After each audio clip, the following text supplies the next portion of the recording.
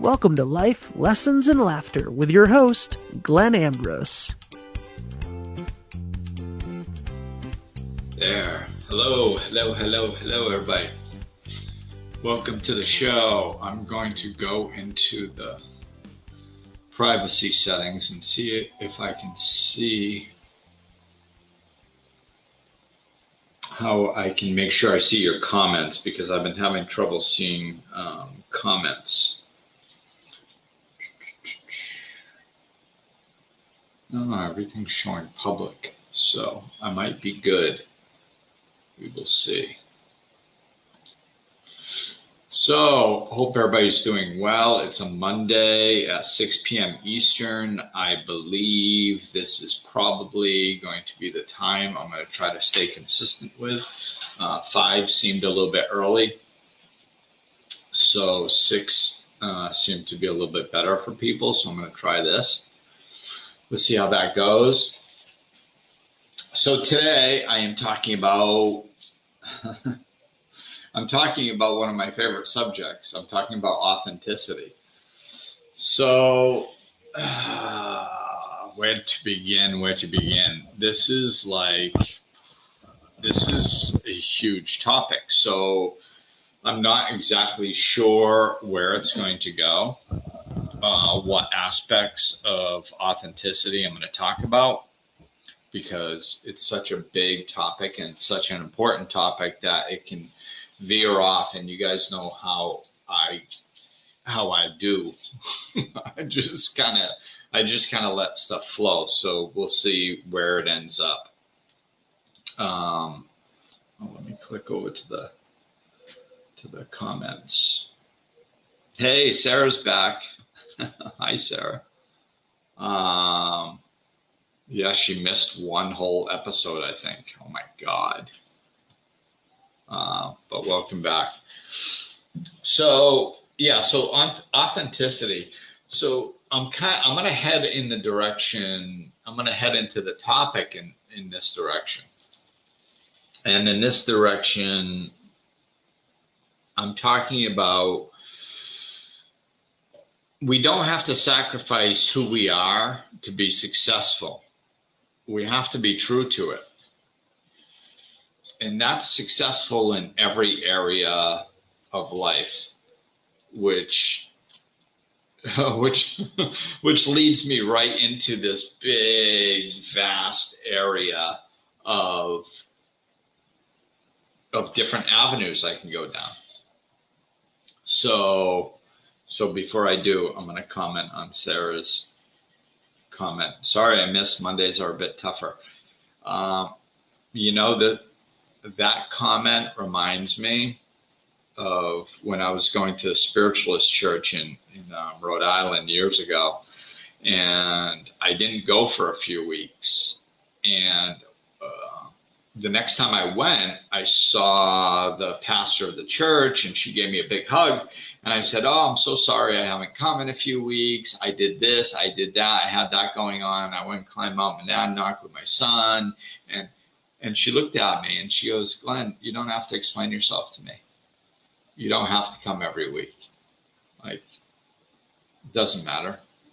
If you're not here, I'm sure you have something else to do. And when you are here, I'm happy to see you. So it's fine." And I was like, oh my God, that's so refreshing.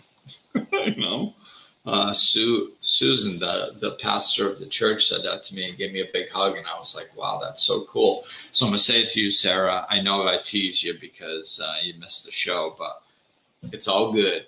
It's all good in the neighborhood. So don't worry about it. When you're here, great. When you're not, it's okay. I understand.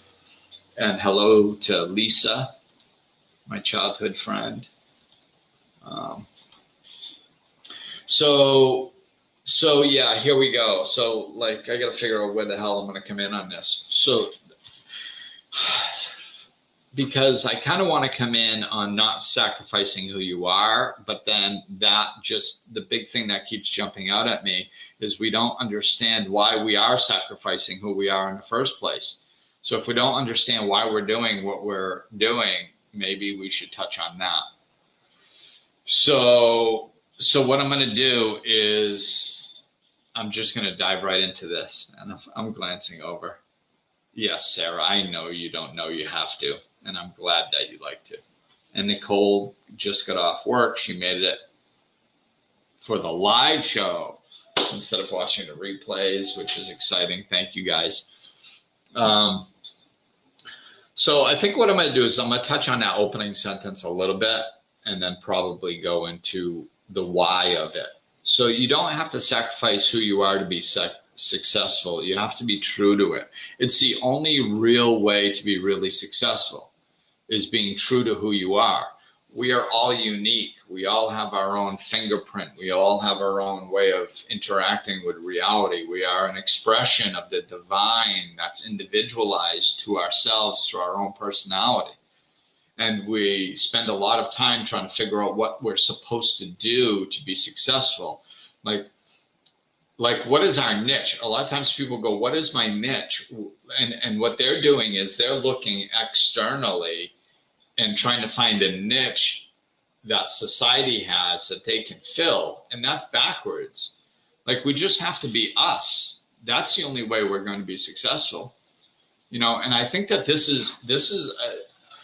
hit me hard several years ago when I was kind of flashing back over my life and understanding on a deeper level why I was so rebellious and what a lot of my problems were when I was younger with society and school and all that stuff that I rebelled against.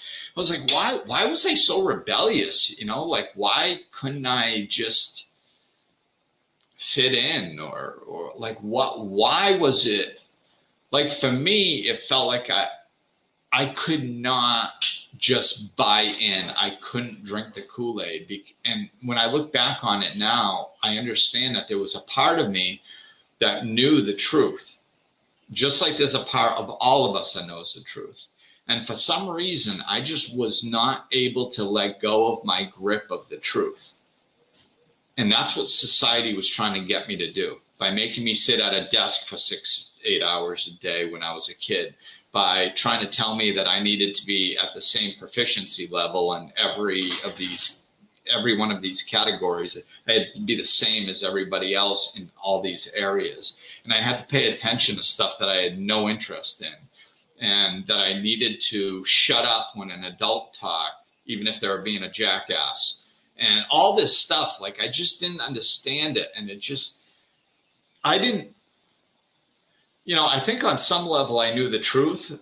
I mean, like I said, we all do on some level, deep, but society is conditioning us so much. Like, it's just daily, man, daily, from the time you're a baby, that your parents are trying to teach you the ways of being in society, even in their own house, and it's not their fault. I mean, it was done to them. This has been passed on for thousands of years, and we're finally breaking out of it now. But it's that you have to, eat at a certain time, not when your body tells you, and you have to do this, and you have to go to school from these hours, and you have to do this that you're not interested in and that you're not good at and you don't like it, and you have to do it anyway.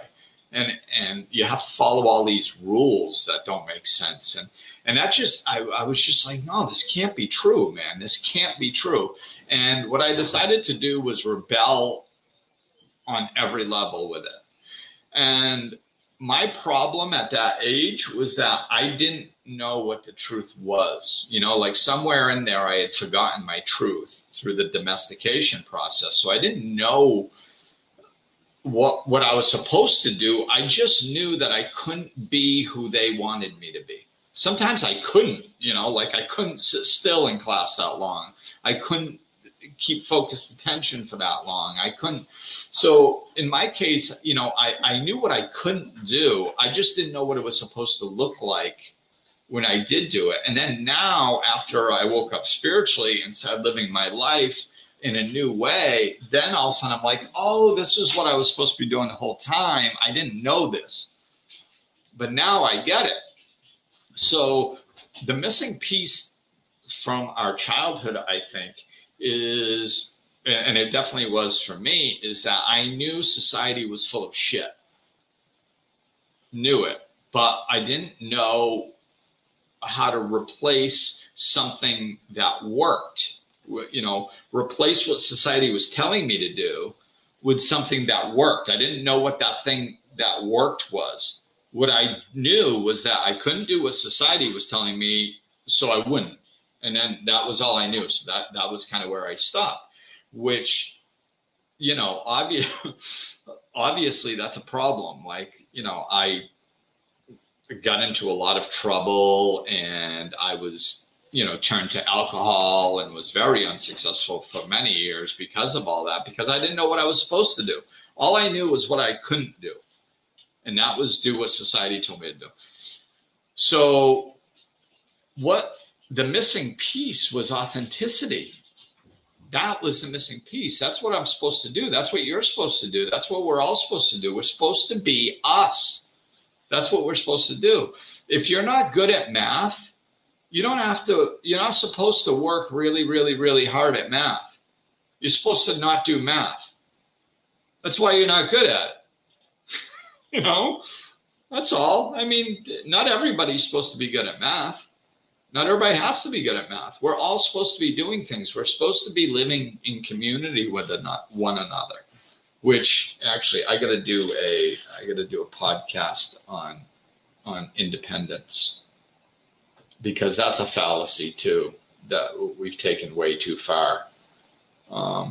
Is the need for independence. We're supposed to be living in community with one another. We're not supposed to be independent the way we are now. We've taken that way too far. So what we're supposed to be is authentic.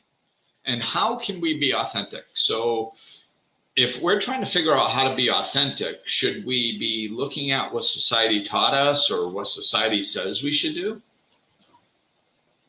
Well, no, that's not really going to help us. How is society going to tell us what's authentic to us? We have to determine what's authentic to us. Well, how would we do that? Like, how would I know what's authentic to me? Well, we use our guidance system, and our guidance system is basically pleasure, joy, happiness, contentment, enthusiasm. Enthusiasm is a great word because it's based in the Greek, I believe, in theos, which means within God. So like we are in alignment with God when we are enthusiastic about something. That's where the enthusiasm comes. That's where the energy comes from, when we're connected to source. So when we have enthusiasm for something, that is a symptom that it's part of our authentic self, because somebody else is being exposed to the same thing and they are not enthusiastic about it. They find it boring. And that's how they know it's not part of their authenticity. So the things that capture our interest for a reason. They are either part of our authentic purpose, or they are pointers that we're supposed to be following, at least for a little while, to take us on the next step to find our authentic purpose.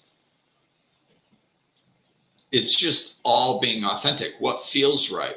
That's what the guidance system is. We get so complicated about like what we try intellectualizing. What am I supposed to do? What am I not supposed to do? What's good for me to do? What's not good for me to do? It's just pay attention to how you feel. That's all. That's like, why would, most people believe in some sort of loving force or overarching loving energy. Like the 5 major religions in the world all believe in one God. Technically, some of them call it like a oneness energy type field or something, but whatever it is, they all believe in one divine intelligence that governs everything. Plus all the other people who aren't in the 5 major religions or been taught that.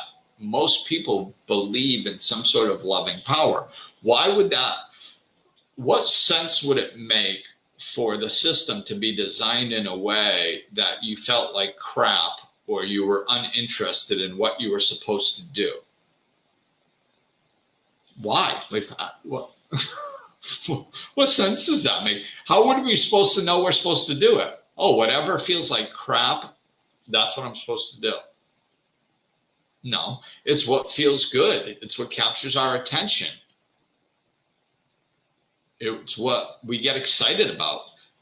And one of the best ways I think to phrase this is, it's what is cool. Whatever we think is cool. You know, my friend Brian Reed gave my favorite example of this, and he told me a story about how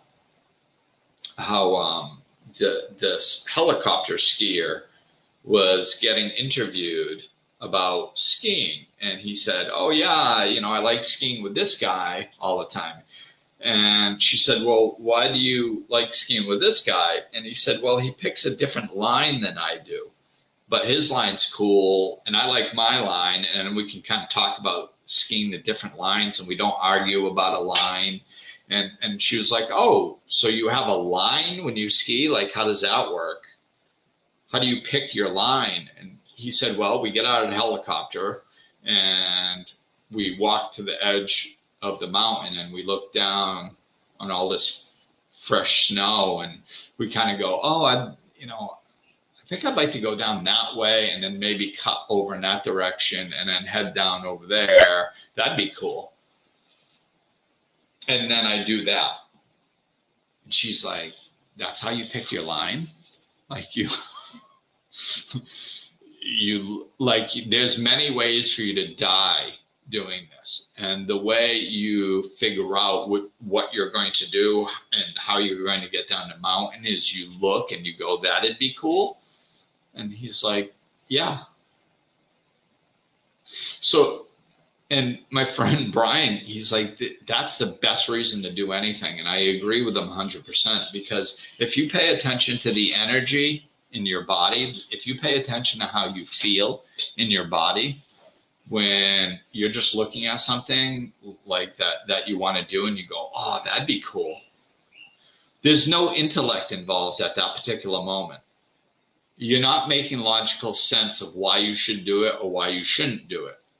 You're just completely in your body and you're following your guidance system. Oh, that'd be cool. That's the best reason, because that's something you can get enthusiastic about. That's something you're in alignment with divine wisdom with. That's not an accident. You know, we need to learn to pay attention to these things, that'd be cool feelings. You know, that is the best reason to do anything. So anything that makes you feel alive, captures your attention, makes you feel enthusiastic, just kind of makes you go, that'd be cool, man. That would be cool. It's not cool for somebody else. It could not be cool for the person right next to you in the same situation. Maybe it is. Maybe it's part of their authentic path too.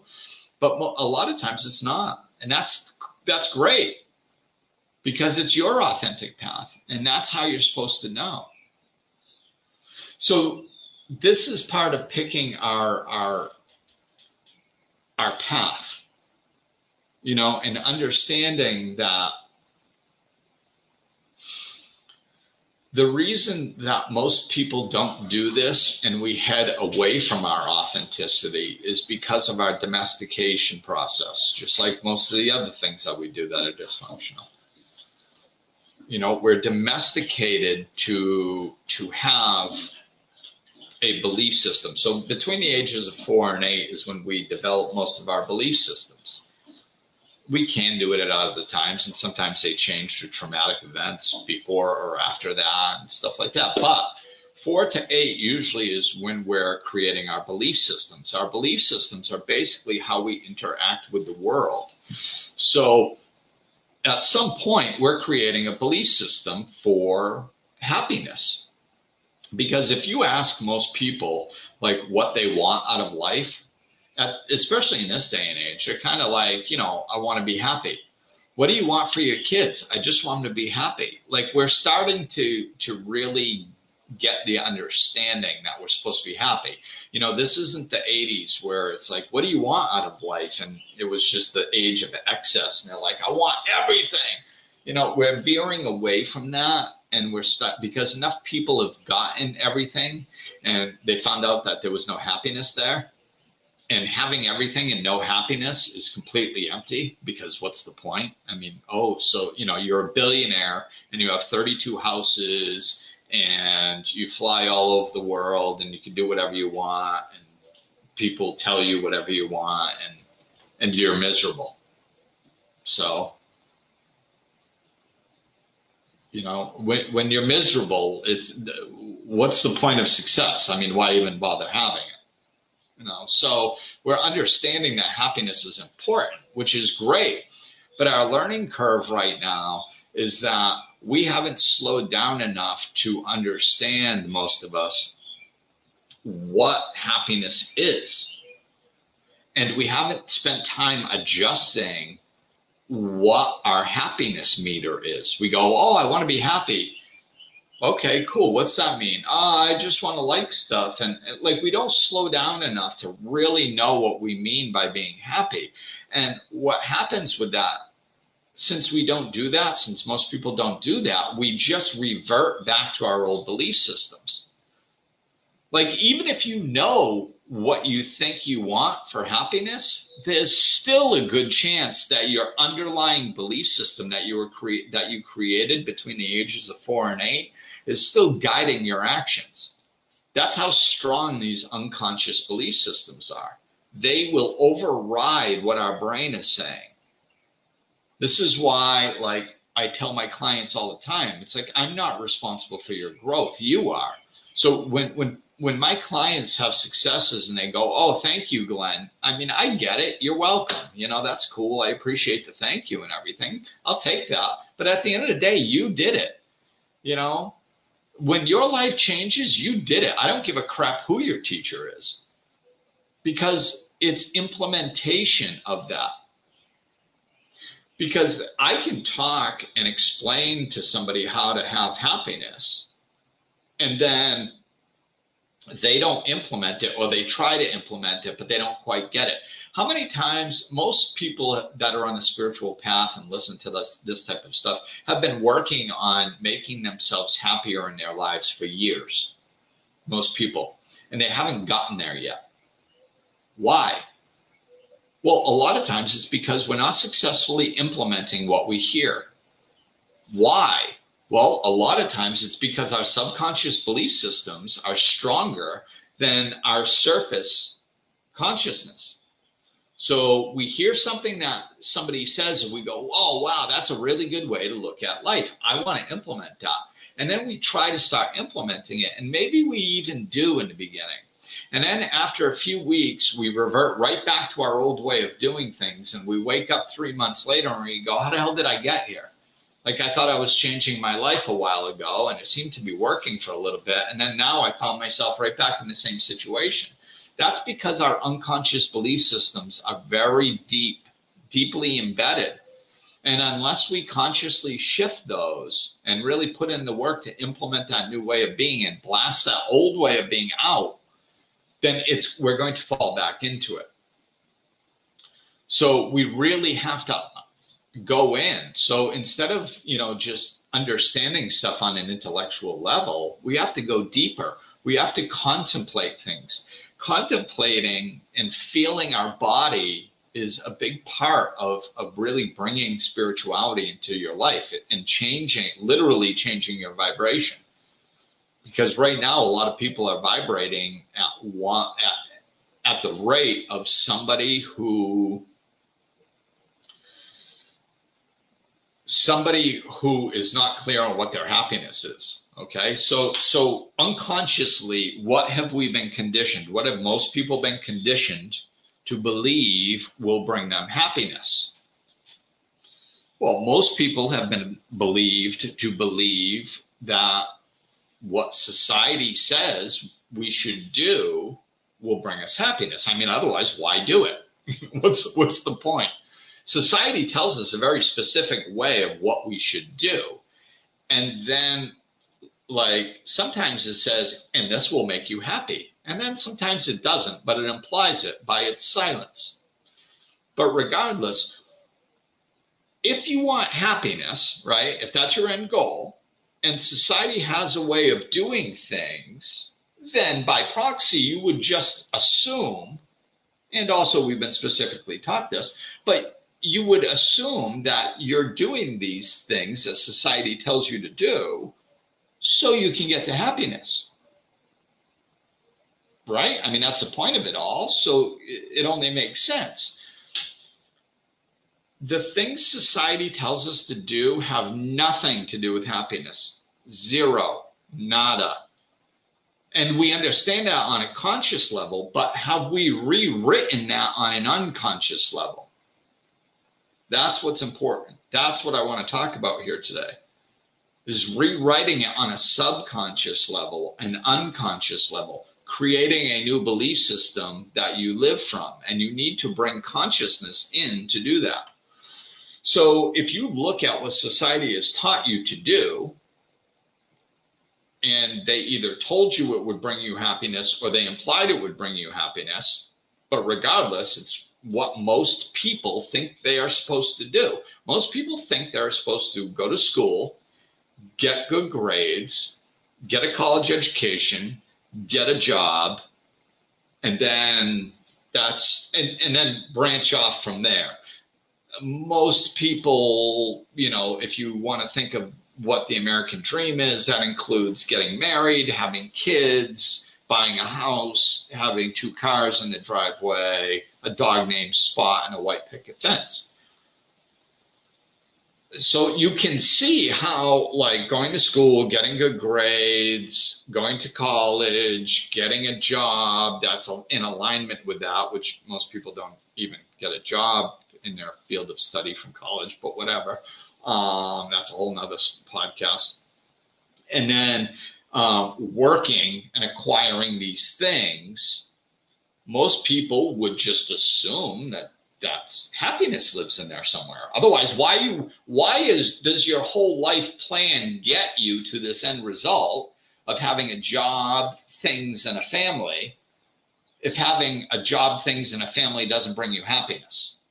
I mean, so it's very much implied that those things are going to bring you happiness, and they do not.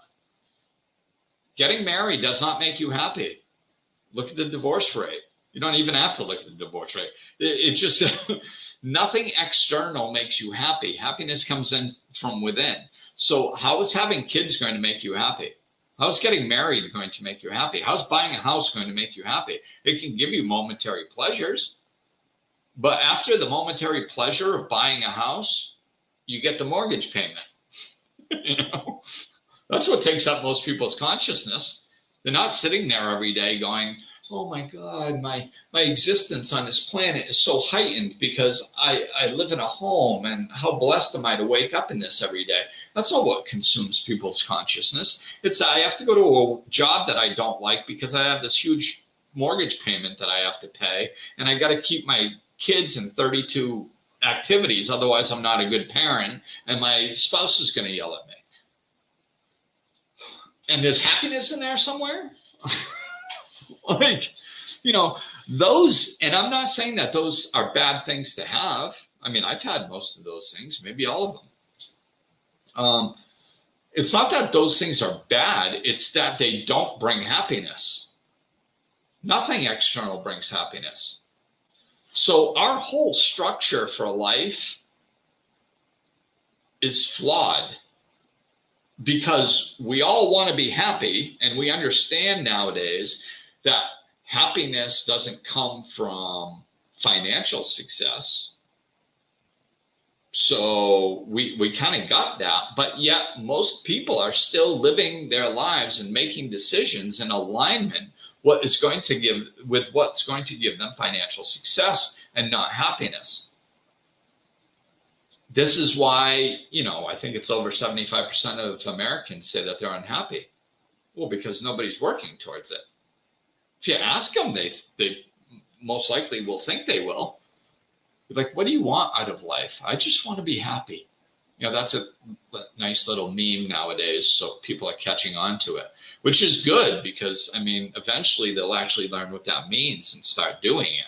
But for right now, a lot of people just use it as a meme to sit, because it sounds nice and it makes us feel like a good person. And other people probably think we're a good person if we just say, I just want to be happy. So it's socially acceptable right now to say, I just want to be happy. Nice thought. How are you implementing that? How are you bringing happiness into your life? What are you doing to achieve the happiness that you desire? I'm sorry, what was the question? That's the response you're going to get. Like, if you ask people what they want, a lot of people are going to answer happiness because, like I said, it's socially acceptable now, and we are awakening as beings, as human beings. We are starting to awaken to the fact that we're spiritual beings, and actually being happy is very important in our lives.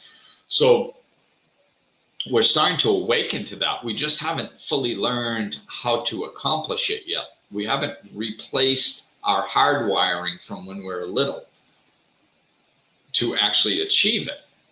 So when you say, and a lot of people don't even slow down to contemplate it enough to do that.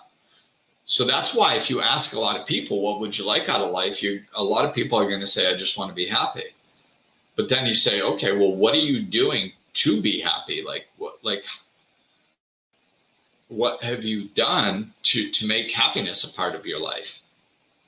And most people aren't going to know how to answer that question. And that's the problem. That's the disconnect. So what we need to bring happiness into our lives is authenticity. We need to go within. We need to be still. We need to be still within ourselves and contemplate these things and go, what captures my attention? What would be cool for me to do?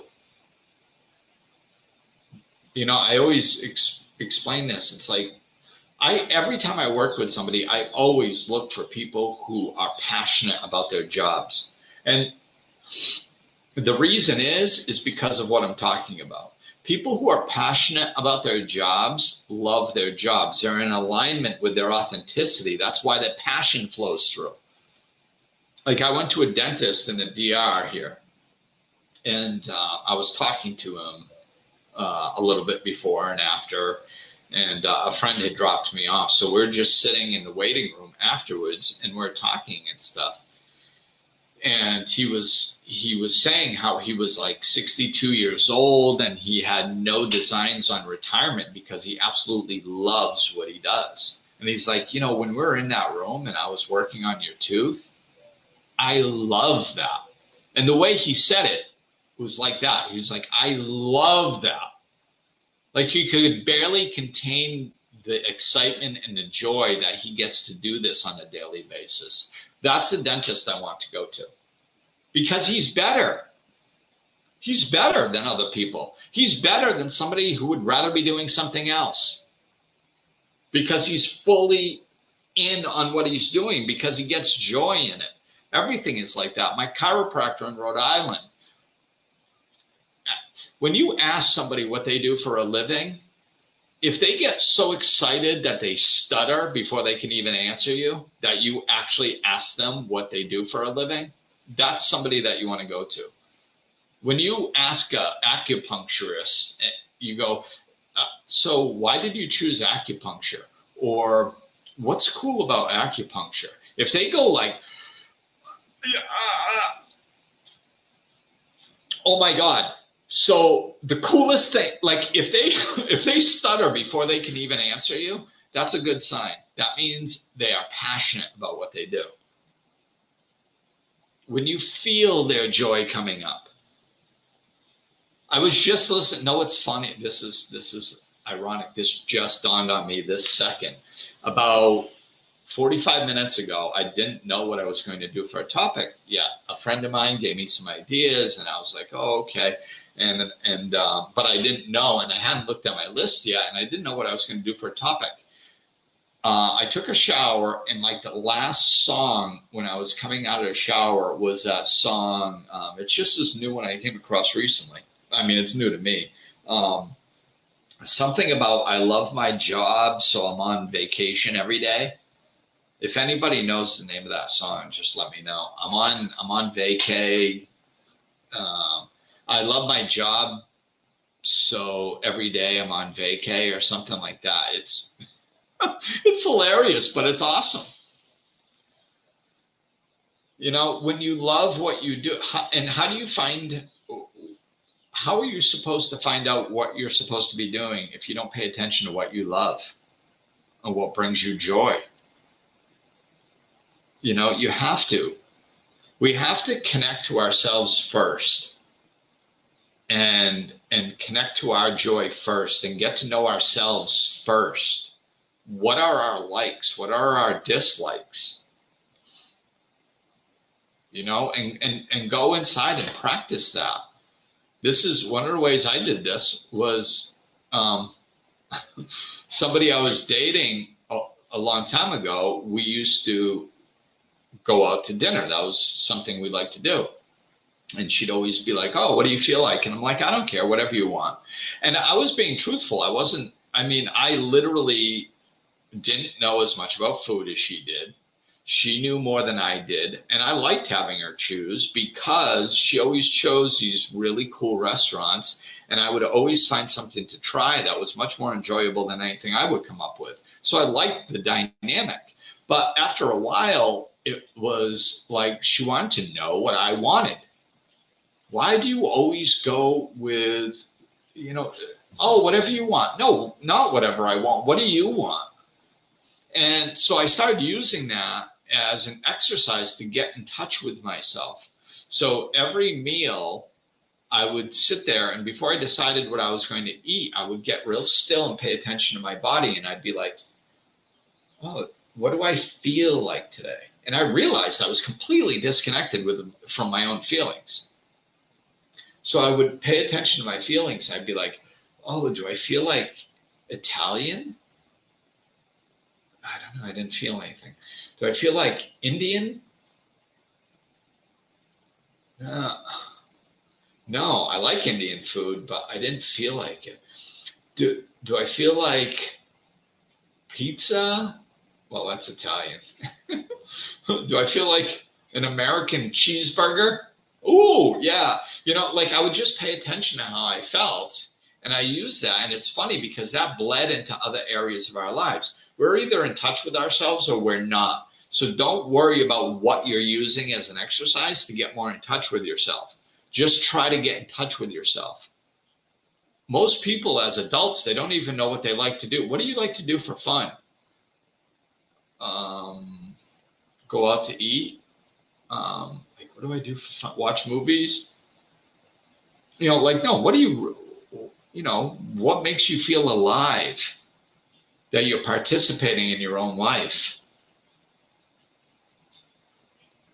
It's so we have to go within and connect to ourselves. And then my friend that was giving me an idea along these lines, the way they phrased it was how to be the person you need to be to meet your own needs. How can you be the person that you need to be to meet your own needs? And this is what breeds to healthy relationships too.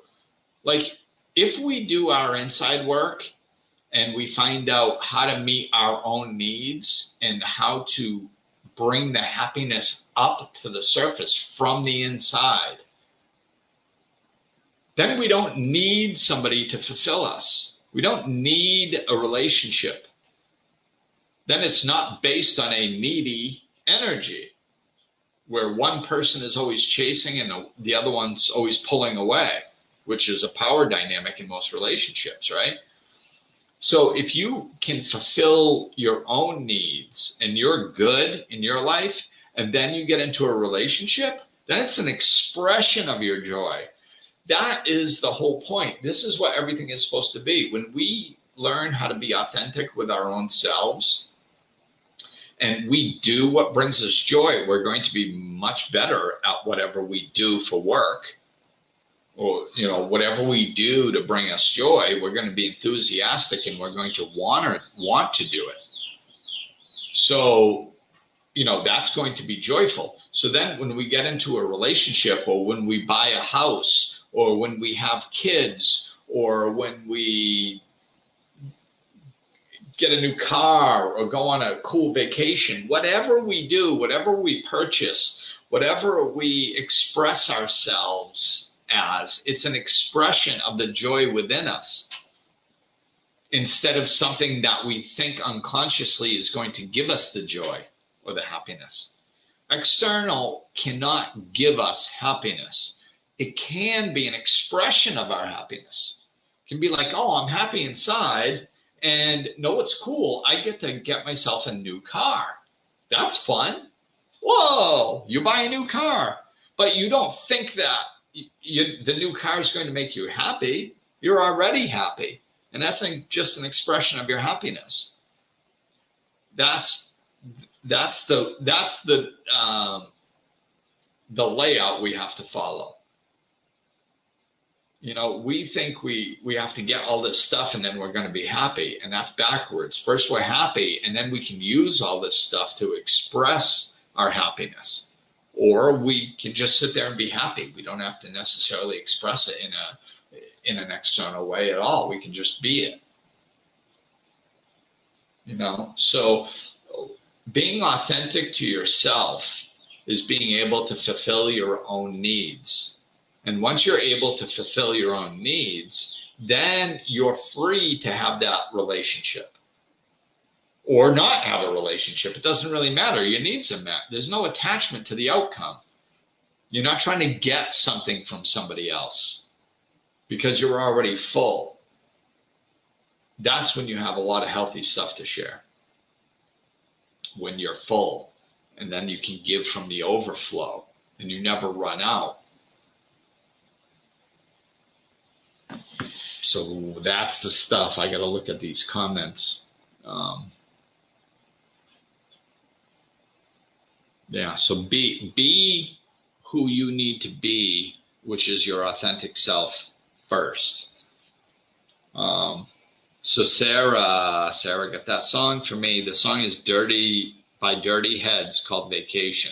Yes, check that song out. It's cool. It's a cool tune. Listen to the words. Let's see what else. Yep, I have a dear friend who is miserable in her job, but swears she has to stay there because of her financial obligations. Yeah, I mean, that's the formula that we created. And then you live by it. And what an existence, man. We work a lot of years. Nowadays, we work 40, 50, 60 years. We work that many years. And we're there 8 hours a day a lot of times. Oh my God, that's literally a majority of our lives. It's more of our lives than most things, including family a lot of times. And you're miserable at it. But you have to do it to keep the financial obligations. You have to, right? No, you don't. We're living backwards. It's, one of my favorite sayings that I came across fairly recently was Jesus said that the Sabbath is for man. Man isn't for the Sabbath. And what he meant by that is that, church or the Sabbath, the special day is made for man's benefit. Man shouldn't be living for the Sabbath. That's backwards. And it's the same thing with life. We're not supposed to be living for material things. Now, I bet you your friend, if you said that's miserable, but swears she has to stay at her job that she hates because of financial obligations, if you go to her and you say, does money bring you happiness? She'll probably say no, because most people understand that. Money doesn't buy you happiness. Then why are you putting your financial obligations above everything? Above your own happiness? When I needed an adjustment with my energy up here in the DR, I sat down and I was like, get right back to basics. Nothing is above my happiness. If I have to allow my business to completely fail for me to be at peace, then I will drop this business tomorrow. If that was what I needed to do for me to be at peace within, I will sell coconuts on the side of the road. I will be homeless. I don't give a crap. Now, of course, once you commit to your happiness on that level, the universe or God or whatever you believe in backs and supports you. And of course, you don't have to become homeless. How would God be happy with you being less than what you're supposed to be? How would the universe expand with you being less than you need to be? It wouldn't. So of course, I don't have to flush my business down the toilet. Why would a loving God even ask me to do that? It doesn't make any sense. But the point is, I need to be willing to. I need to commit to my own peace and happiness first. That has to be primary importance, and then everything else can fall into place. And if we have our priorities like that, then we're going to do fine. So you don't have to stay there. Sell your house. Sell your car. There's many things that we can do to actually get a job that we enjoy more. We can change our lifestyles instead of literally staying in a lifestyle that we hate. You know how many people do that? We literally live for 30, 40, 50 years hating our existence because we're not willing to change, because we're so conditioned by society's rules that tell us that we have to have certain things in order to be happy. And then we're not even happy, and we say, well, I can't let go of these things. Why? You're not happy. So why not let go of them? They're obviously not bringing you happiness. Let's see. Nicole, I 100% agree with you. I love my job. I get to work with kids all day. I'm not a teacher, but I describe my work at my Disneyland. Yeah. So, this is it. Like, when you feel like you're at Disneyland because you get to play with kids all day, that is a building block for a successful life. Because at the end of the day, you're not going to sit there and go, thank God I worked all those years at that job that I hated and was miserable the whole time. Thank God I did that, because then everybody could look at me and point their finger at me and say, well, she's responsible. Who gives a crap? But I can see somebody laying on their deathbed going, oh my God, I can't believe that I get to do what brings me the most joy for 40 years or for 20 years or whatever. What a gift that was.